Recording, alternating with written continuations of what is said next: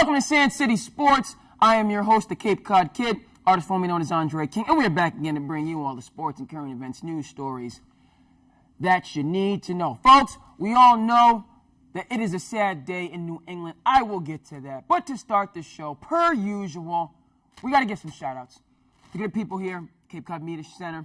We got to do it because I made a New Year's resolution. I did. Okay? I made a New Year's resolution. I want to move to improve. I want to be moving in the right direction, folks. Okay? If you're standing still, okay, you're basically moving backwards. There's some kind of quote like that.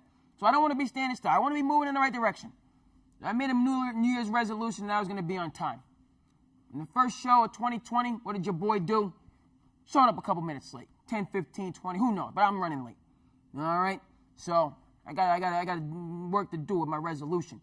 But nonetheless, good folks here, Cape Cod Media Center. Amar helping me out with this episode. Got Jamie here. Jamie's teaching. He's educating. You know, he's building up the members of our community here on Cape Cod in terms of production, in terms of media. All right? One of the many reasons why this outstanding facility, Cape Cod Media Center, great place. And we want more and more people to become members and become involved.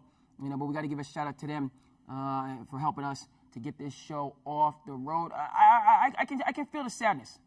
I know it's out there. We're going to get to that, okay? But we want to start positive, okay? There is a light at the end of the tunnel. Of course, we hope it's not a train. Remember a buddy of mine.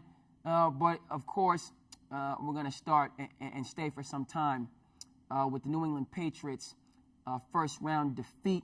Get that score for you on the screen. I forgot because but we all know they lost.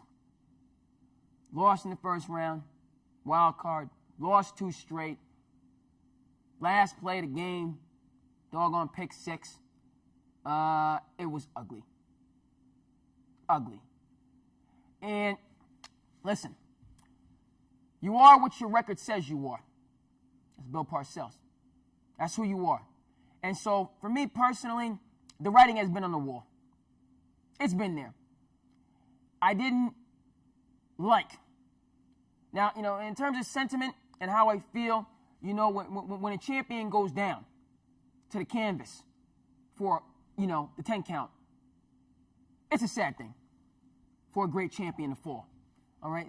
And so, you know, to see great team, great coach, great player, you know, to go out like that, a part of me, you know, a little tear in my eye. Now, for folks out there in the sports landscape, you know, and in America, you know, Patriot fandom across this beautiful land of ours is rather minuscule. So far, you know, in New England, it's strong, you know, but we don't have, we had a great guest last week, Cowboys fan, my good friend, Mr. Alex Barrows. We don't have that You know, I'm talking as if I'm a lifelong, I'm here in New England, but I didn't grow up with the Patriots. But, you know, the Patriots don't have this generalized feeling of support. You know, there's definitely respect, but I wouldn't say admiration. So, with that said, there's a lot of people out there in the sports world that are thrilled that Zeus has fallen from Mount Olympus, if you will. The 6 Super Bowl wins, 9 Super Bowl appearances, the 20 years of contention, dominance in their division. A lot of folks are happy. You know, Rob Parker, odd couple, chief among them. You know, he's feeling pretty good about himself. You know, and Mr. Jason Whitlock, speak for yourself. He had the clock on. The clock was on. The countdown was on for the end of the dynasty. Nonetheless, fewer people seriously believed that it would end in the way it did. You know, according to the numbers, and to Las Vegas, who curiously seems to generally, usually, almost always be right. The bettors in the betting community did get it right. You know, and the money 2-1 was on the Titans, and you know and so there were signs, there was indication. But okay, bring it back to focus. Listen, for me, the Patriots, they kind of punked out. They did. I feel like they punked out. And they didn't go out like they should. And obviously it's clear. You know, one of the greatest players of all time, you throw a weak pick six. I don't hear anything. Right now, I'm gonna address this here. You know, there's been talk about, oh, Brady didn't have help. You know, and the team lead the league, you know, in drops. And Edelman surely had a horrendous drop to go along with that narrative.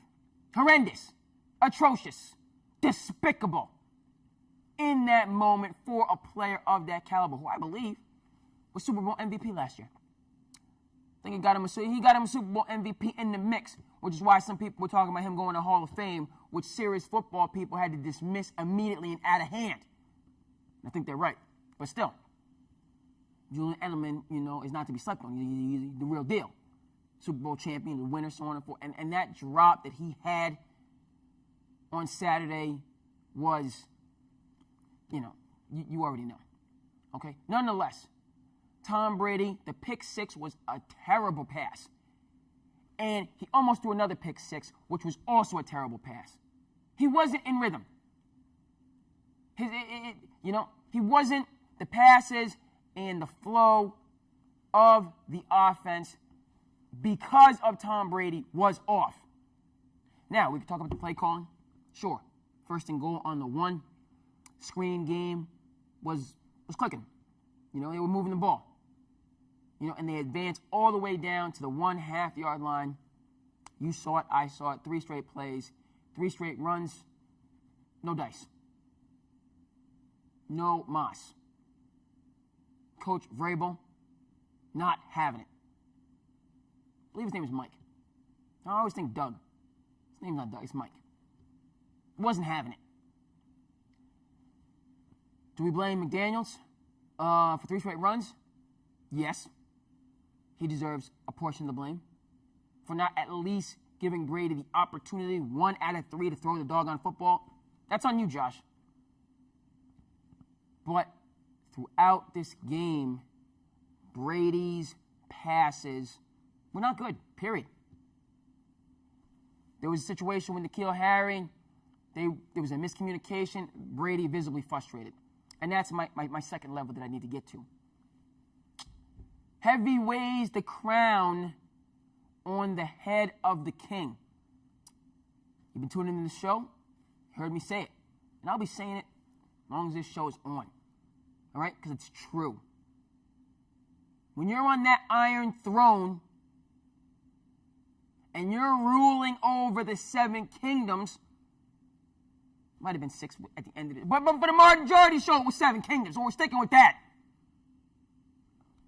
You have a tremendous responsibility and no excuses.